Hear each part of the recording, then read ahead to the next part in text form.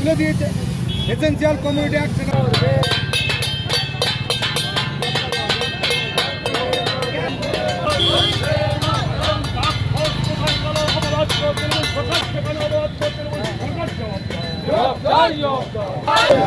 বাজারে এত দ্রব্যমূল্য বৃদ্ধি পেয়েছে, তার জন্যই আমাদের প্রতিবাদ। তার সাথে সাথে বিদ্যুতের মূল্য বৃদ্ধি এবং কোনো ভূমিকা নেই, সরকারের কোনো ভূমিকা নেই।